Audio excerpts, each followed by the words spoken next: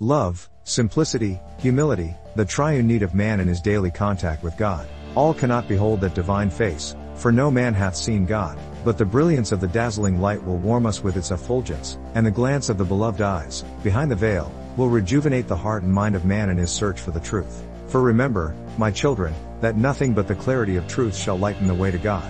Search for it, long for it, then hold it clasped in hands of love and place it as a meet gift before the feet of the Eternal One, my brother ARHURA, Lord of the Amethyst Solar Plane, the seventh, known to you as King Arthur, will take the pencil in my place, to reveal to you the truths of the so-called Arthurian legends. Avalon and the Holy Grail, Part 6 of 7, The True Life of King Arthur, Section 1, The Sacred Grail, Chapter 35, by Lord Mikaal, known as Archangel Michael. Owing to the erroneous writings which have been given upon those things which lie hidden within the earth at Glaston, it is my intention today to reveal the truth. To those who treasure the relics of the crucifixion, there is much there.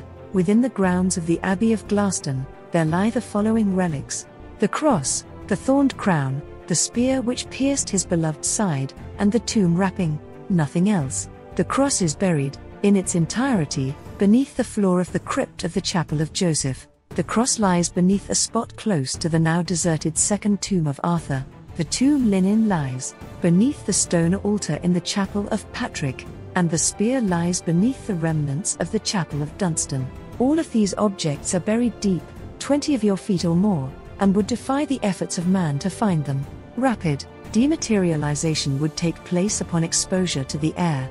But there also lies in the earth of Glaston, the most precious possession of your earth, the Grail, not to be confused with the little wooden bowl used at the last earthly meal of Jesias. That was lost to mankind many centuries ago, in the southern parts of the land which you now call France. The sacred Grail lies buried deep in Glaston too, and my brother ARHURA will speak of this shortly. Thus is Glaston the most sacred earth in the world. Not only can it be confined to your tiny island, the mind of man has not been sufficiently tempered to know these truths until now. But a new age has begun, a new yearning for the great truths of mysticism, and thus I reveal them to you, I, Mikaal, the messenger of the Godhead.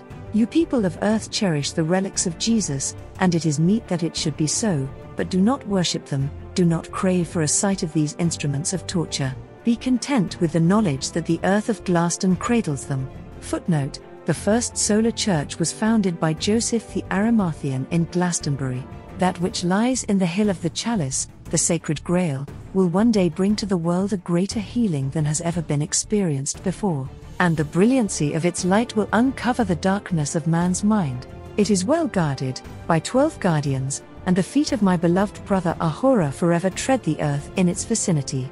Nothing lies buried in the Tor, as has been previously thought. Section 2, Avalon and the Holy Grail, Chapters 40 to 42. Lord ARHURA, known as King Arthur. Long time did I sojourn in Avalon, and did there discover the deadness of the people. Of God did they know naught, and thus did my soul faint within me. Long hours did I wrestle in prayer for them with the infinite, and full oft did my desires yearn for the great solar Logos and my 11 brothers. And at 1 hour of my yearning did I hear the voice of Mikaal saying, ARHURA, my brother, despair not.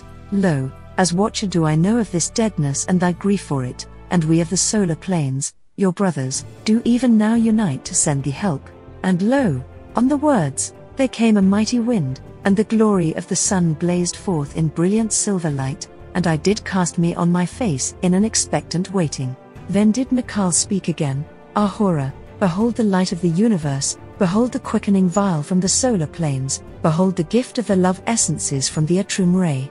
Rise, my beloved, and receive into thy hands the Grail of love and healing, for thine especial comfort. Then did I ope mine eyes, and behold before me a great light, and within the light was there a bowl, composed of the shining substance of pure radium, as ye call it. Its sweet sides were fluted and eye-clad in many facets of light, and its heart glowed a rosy color, from whence ye get your legend of the rose miraculous.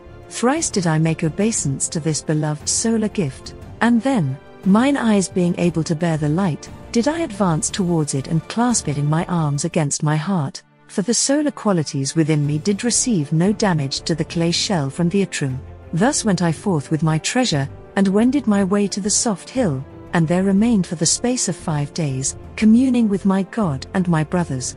Ye must remember that the soft hill did lie adjacent to the hill of destruction, the good and evil faced one another, and as I lay in the warm grass, it being June, and watched all my treasure, there came to me the voice of my brother Francula, known as Gabriel.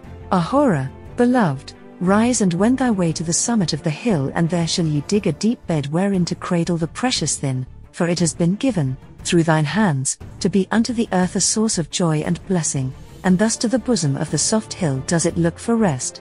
There shall the streamlet which runs nearby draw its sustenance and flow with life-giving essences to this isle, and, through its glancing ray, to the whole world. Bury it sweet and well, ARHURA, for ne'er again shall mortal hand touch it. It will oft be chanted of, in visionary manner, and in time to come will a fair maid catch a measure of its vision and sing of the light to lighten the Gentiles and Apos. Healing shall flow from it, love is nurtured in it, it is the source of God loveliness. And to a privileged few of the initiates shall a vision of it be given. Blessed are they that shall see and believe. Thus spake Francula, and I did seek me a man, and had loan of his mattock, and I did dig deep in the soft sweet soil of Avalon, and I did wrap the Grail in my white cloak and lay it in its bed.